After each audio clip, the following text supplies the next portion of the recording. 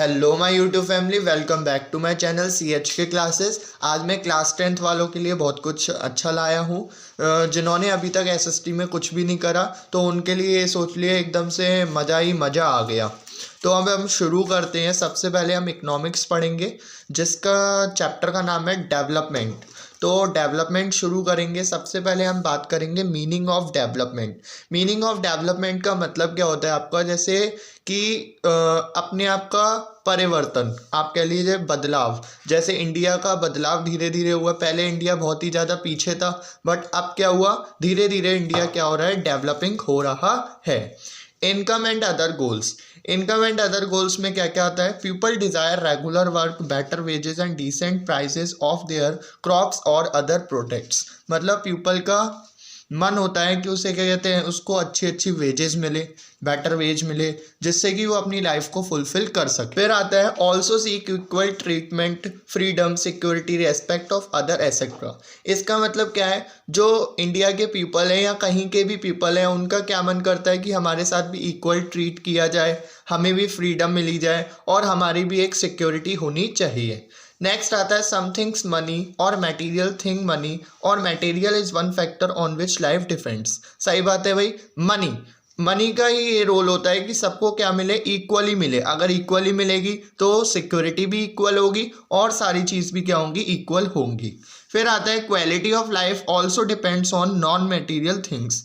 जितनी भी सारी नॉन मटेरियल थिंग्स है, नॉन लिविंग थिंग्स है, उसी पे हमारी पूरी जिंदगी क्या है, निर्भर करती है।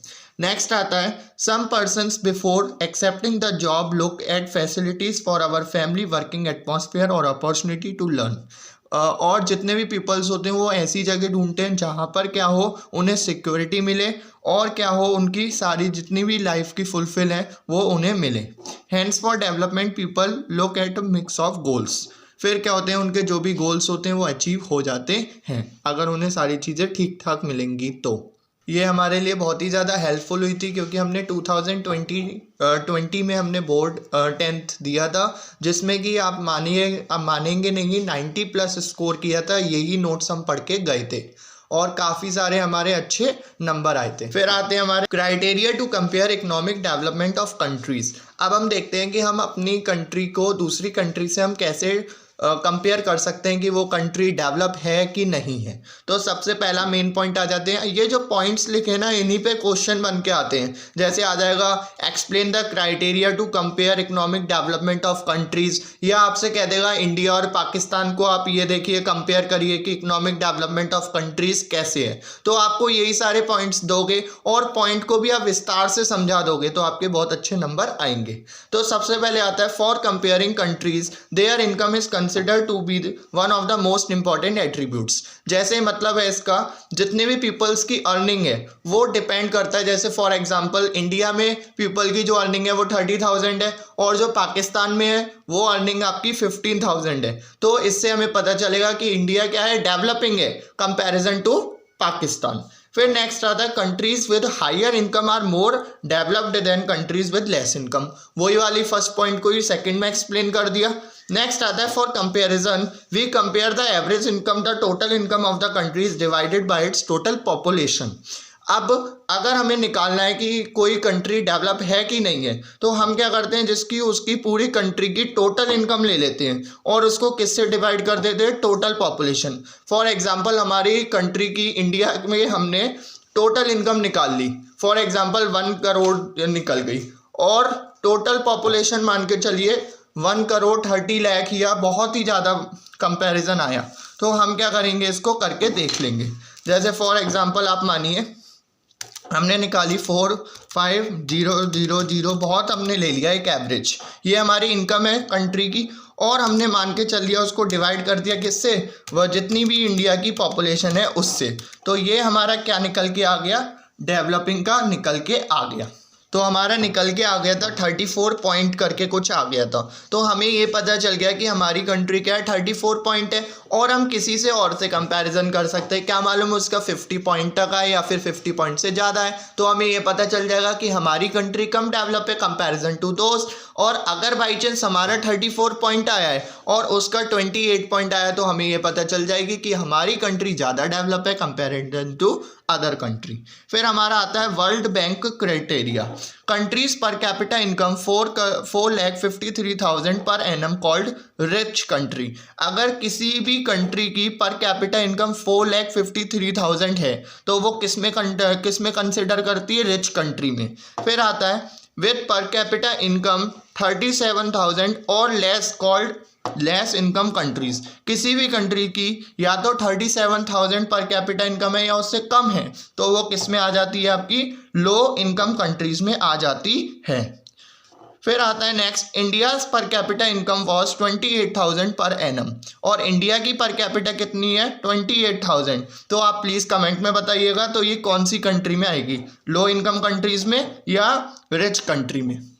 अब हम आगे शुरू करते हैं ह्यूमन डेवलपमेंट इंडेक्स। मुझे उम्मीद है आपने पीछे का स्क्रीनशॉट ले लिया होगा, अगर नहीं करा हो तो आप प्लीज़ पीछे वीडियो पे जाके आप उसका स्क्रीनशॉट ले सकते हो। अब हम देखते हैं ह्यूमन डेवलपमेंट इंडेक्स। उसका फर्स्ट पॉइंट आपका आता है लाइफ एक्सपेक्टेंसी।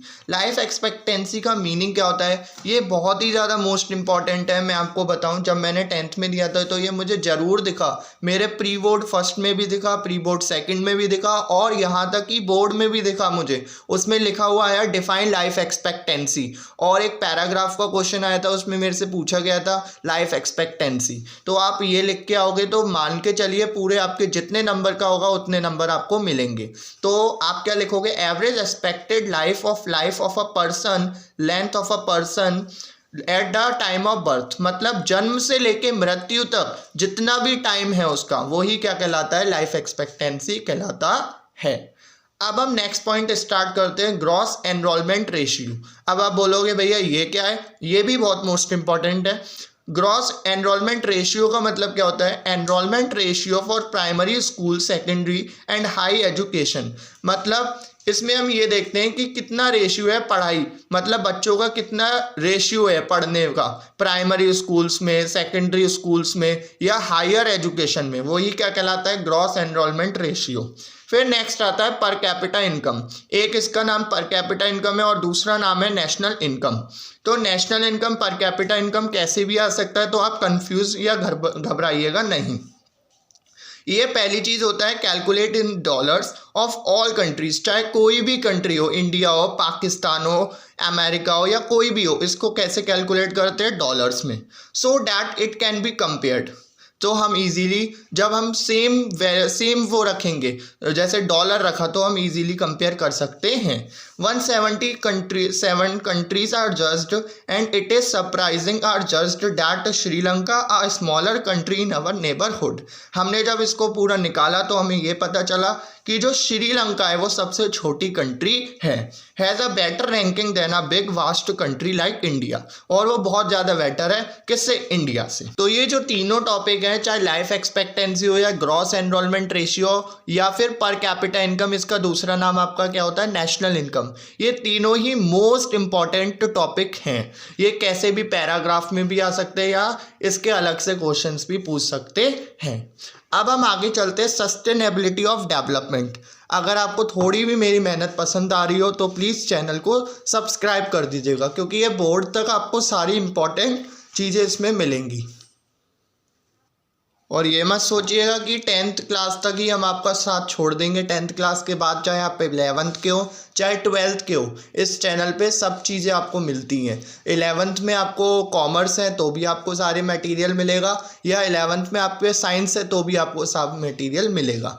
फिर हम शुरू करते हैं सस्टेनेबिलिटी ऑफ डेवलपमेंट। आप बोलोगे थोड़ी थोड़ी बीच बीच में मैं आप लोगों को मोटिवेट करता रहता हूँ, क्योंकि पढ़ाई में फिर मन नहीं लगता है, क्योंकि बोर्ड्स आने ही वाले हैं, बहुत ही जल्द बोर्ड्स हैं। फिर हम शुरू करते हैं sustainability of development. Development should take place but without harming environment is called sustainability development. Development मतलब वही मैंने आपको बताया, अपने आप में बदलाव। अब ये वाला सस्टेनेबिलिटी ऑफ डेवलपमेंट क्या कहता है? आप कंट्री को डेवलप करिए बट कोई भी इन्वायरमेंट को क्या नहीं पहुंचाइए? नुकसान मत पहुंचाइए। जैसे example, ground water is under serious threat of over use is found in agriculturally proposes regions of Punjab. इसका मतलब है, तो हम लोगों ने ये देखा है जैसे पंजाब में खेती बाड़ी होती है तो ग्राउंड वाटर का वो लोग बहुत ही ज़्यादा अतिरिक्त यूज़ करते हैं। तो ये भी किसके अंदर आता है, सस्टेनेबिलिटी ऑफ डेवलपमेंट के अंदर आता है। जैसे आपने देखा होगा शहरों में लोग अपनी कार्स वगैरह धोते हैं या बाइक्स धोते हैं या एक्टिवा धोते हैं, तो वो लोग क्या करते हैं, पाइप, पूरे बड़े बड़े पाइप लगा लेते हैं और उससे पूरा वो गाड़ी को धोते हैं। तो उससे क्या होता है, वाटर बहुत ही ज़्यादा वेस्ट होता है। कि आप किससे धोते हो, पाइप से धोते हो या फिर बकेट से धोते हो, प्लीज़ कमेंट करके मुझे बताइएगा। फिर हम आगे चलते हैं। Sustainability of development is a new area of knowledge in which scientist, economic and other social scientist are working together. जो ये सस्टेनेबिलिटी ऑफ डेवलपमेंट है, इस पे कौन कौन काम कर रहा है, साइंटिस्ट काम कर रहे हैं और अदर सोशल साइंटिस्ट इसके ऊपर काम कर रहे हैं। कैसे हम अपने रिसोर्सेज को सेव कर सके, जिससे कि जो फ्यूचर जर्नी है वो भी उस चीज़ों को यूज़ कर सके। आप मान के चलिए वाटर को आपने बहुत ही ज़्यादा यूज़ कर लिया, तो वो क्या होगा, अगर आपकी फ्यूचर जनरेशन होगी, जो पेट्रोल का दाम है वही क्या हो जाएगा, वाटर का दाम हो जाएगा। इसलिए हमें आज से ही सेव करना चाहिए किसको, पानी को। अब हम बात करते हैं public facilities. Money is your pocket can not buy all the goods and services that is needed to be a live good healthy life. अब इस पॉइंट्स में वो क्या कह रहा है कि भाई मनी ही सब कुछ नहीं होती। जैसे फॉर एग्जांपल आपने कोरोना पीरियड में देख चुके हो आप, मनी लोगों पे बहुत ही ज़्यादा थी बट लोग अपने सगे संबंधियों की जान नहीं बचा सके। तो यही पॉइंट इसमें कह रहा है कि भाई मनी ही सब कुछ नहीं होता है ना। फिर नेक्स्ट आता है, income is not completely adequate indicator of material goods that citizens are able to use.